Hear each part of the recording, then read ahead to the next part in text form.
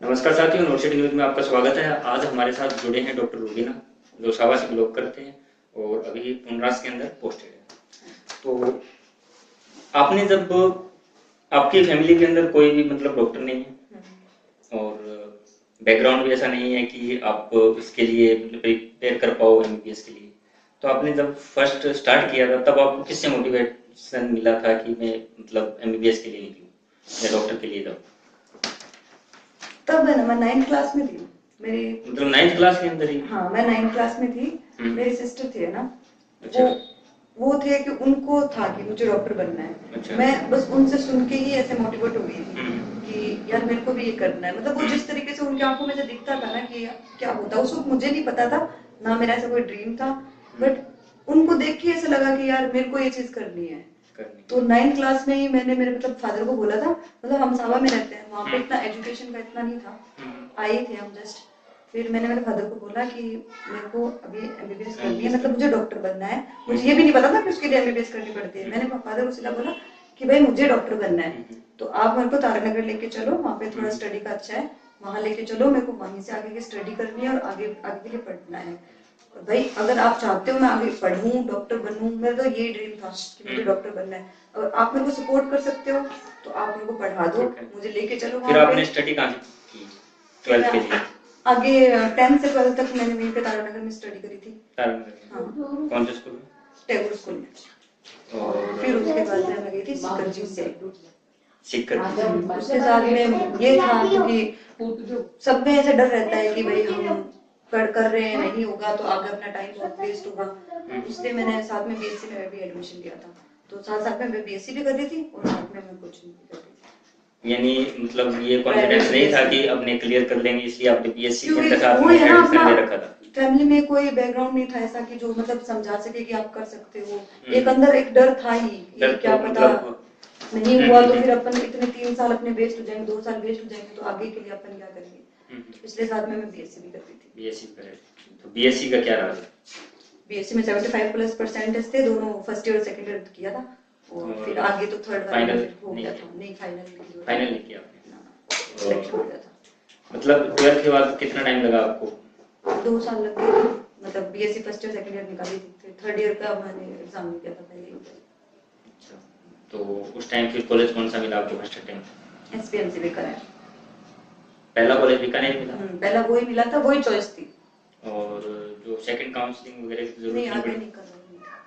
अच्छा, तो वहाँ कितना साल रहे बीकानेर में? 5.5 साल तो एमबीबीएस किया था। उसके बाद में मैंने वहाँ पे नोखा है, वहाँ पे ज्वाइन किया था प्राइवेट 2-3 महीने के लिए। फिर ऐसे लगा कि यार सिर्फ एमबीबीएस इनफ नहीं है। फिर मैं वापस बीकानेर चली गई थी स्टडी करने के लिए, और फिर मैंने वहाँ पे मतलब सिर्फ स्टडी भी नहीं होती तो साथ में जेआर में ज्वाइन किया। तो फिर उसके बाद आपने क्या कुछ प्रिपरेशन की और कब आपकी ज्वाइनिंग है वो? मैं बता रही हूँ ना, जैसे पहले नोखा में मैंने जॉब करी थी। नोखा के अंदर आपने मतलब प्राइवेट जॉब कर ली, उसके बाद फिर आप उसके बाद मेरे तैयारी के के अंदर लिए? हुआ कि तैयारी करते हैं, तो मैं गई बीकानेर, वापस चली गई थी। वहाँ पे जेआर ज्वाइन किया था और साथ में स्टडी करती थी। तो 1 साल मैंने वहाँ पे स्टडी किया था, क्योंकि मैंने जस्ट शुरू किया था तो उस वक्त नहीं हो पाया था जॉब के साथ। जब आपने मतलब गवर्नमेंट जॉब की तैयारी शुरू की थी, तब आपको लगा था कि इतनी आसानी से आप इसको क्रैक कर लोगे और गवर्नमेंट जॉब के अंदर आ जाओगे? तो सच बताऊं ना तो मैंने गवर्नमेंट जॉब के लिए नहीं कर रही थी, मैं पीजी के लिए कर रही थी। पीजी के लिए तैयारी कर रही थी? और मैं फॉर्म भी नहीं भर रही थी। ये इसका पूरा क्रेडिट मेरे दोस्तों को जाएगा। उन्होंने बोला फॉर्म भरना है, एक बार मतलब देख के तो देखो यार। मतलब मैं कॉन्फिडेंट थी पीजी के लिए कि मैं पीजी निकाल लूंगी, क्योंकि मैं थोड़ा सा मतलब नैरो में पेपर देती थी ना, तो फिर उसमें देख के से लगता था कि हो जाएगा, तो मैं उधर कॉन्फिडेंट थी कि भाई मेरा निकल जाएगा। पर मेरे फ्रेंड्स ने समझाया कि कुछ भरोसा नहीं होता, वो 3 जो घंटे होते हैं ना वो मैटर करते हैं एग्जाम में, तो ना हुआ तो फिर क्या करोगे। तो इससे अच्छा मतलब एक बार देना तो चाहिए ना, होगा नहीं होगा ना वो अलग बात है।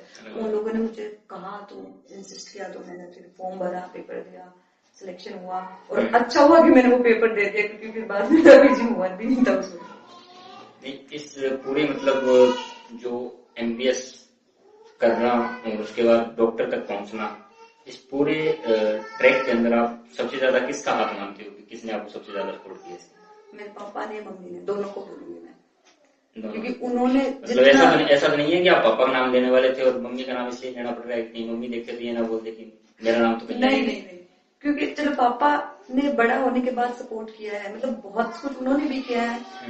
मम्मी का ये है ना कि अपना क्या होता है, जो मतलब अपन जहाँ से अपन बिलोंग करते हैं वहाँ पे लड़की होती है, बच्ची, उससे क्या एक्सेप्ट किया जाता है। अपन यही तो चाहते हैं ना कि ये घर का काम कराए, घर का काम सीख ले।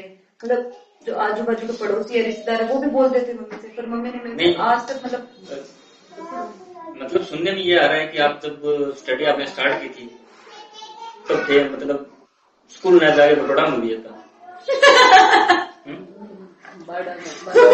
वो बचपन की बात है, मतलब हकीकत है कि ये हाँ ये हकीकत है।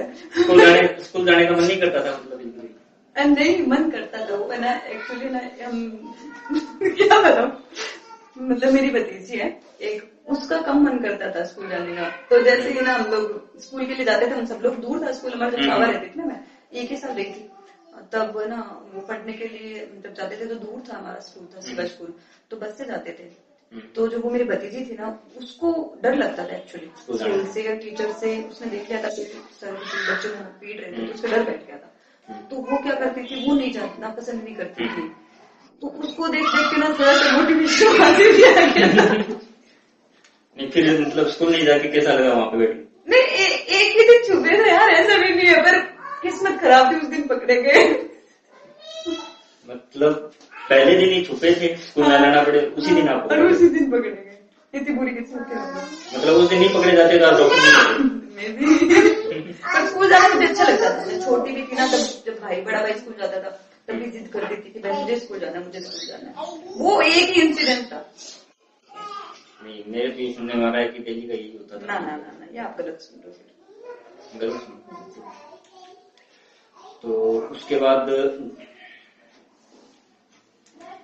जब आपने पीजी की तैयारी स्टार्ट की तब कैसा ट्रैक रहा आपका पीजी के लिए? क्या कुछ आपने कौन कौन से सब्जेक्ट पे ज्यादा फोकस किया? और जो बच्चे अभी पीजी के लिए तैयारी कर रहे हैं तो उनको आप क्या सजेस्ट करना चाहोगे, किस प्रकार का उनका ट्रैक होना चाहिए पीजी के लिए? नीट पीजी के लिए आसान भी नहीं होता। सबसे पहले तो ये होता है कि ना बच्चे क्या आते हैं ना, ऐसे फोकस करते हैं कि उनको चाहिए कि हम पूरा सिलेबस कवर कर लें और फिर हम आगे का मतलब क्वेश्चंस वगैरह लगाए, जीटी वगैरह दे, ग्रांड टेस्ट, है ना। बट मेरा ये मानना है कि अपना सिलेबस बहुत ब्रॉड है ना, बहुत ज्यादा बड़ा होता है। तो आपको क्या करना है कि आप कम से कम जब शुरू करते हो तो 1 महीने के बाद तो एटलीस्ट तुम्हें स्टार्ट कर देना चाहिए जीटी देने। और क्वेश्चन प्रैक्टिस तो आपको डेली करनी चाहिए कि 50 करो, नहीं तो 100-50 इतने तो करो ही करो। उसके बाद में आप जीटी दो, है ना। मतलब 2 वीक से दे दो, 1 वीक से, 2 वीक से जीटी का मेरे हिसाब से बहुत ज्यादा हेल्पफुल होता है जीटी। क्योंकि जब तक आप जीटी नहीं दोगे आपको पता नहीं चलेगा ना किस टाइप के क्वेश्चन आ रहे हैं। मतलब सिर्फ क्वेश्चन करना भी इनफ नहीं है, जीटी देना चाहिए। और ये कभी नहीं सोचना चाहिए मेरा सिलेबस नहीं हुआ, क्योंकि हम पिछले 5-5.5 साल से तो हमने पढ़ाई करी है ना, तो कहीं ना कहीं याद है। हमारे दिमाग में क्या रहता है कि हमें वो चीजें याद नहीं है, हम भूल गए। एक बार सिलेबस कवर करते हैं, फिर पेपर देंगे, फिर जैसे अपन सिलेबस कवर करने में 3 से 4 महीने लग जाते हैं। अब वो कवर करके तुम जब पेपर देने बैठोगे तो तुम्हें ऐसा लगेगा अब एग्जाम पास आ रहा है तो हम टाइम वेस्ट क्यों करें। तो जीटी से टाइम वेस्ट नहीं होता है, जीटी देना चाहिए। तो इसके लिए आपने कोई मतलब क्लासेस वगैरह ज्वाइन की या फिर सेल्फ स्टडी के अंदर ही? नहीं, मैंने ना मैरो ज्वाइन किया था, बट वो सिर्फ एग्जाम पर्पस, मतलब जीटी वगैरह देने के लिए, क्वेश्चन सॉल्व करने के लिए। बाकी मैं मेरी फ्रेंड से पढ़ती थी, अलग अलग दोस्तों से, मतलब जो जहाँ का अच्छा था ना।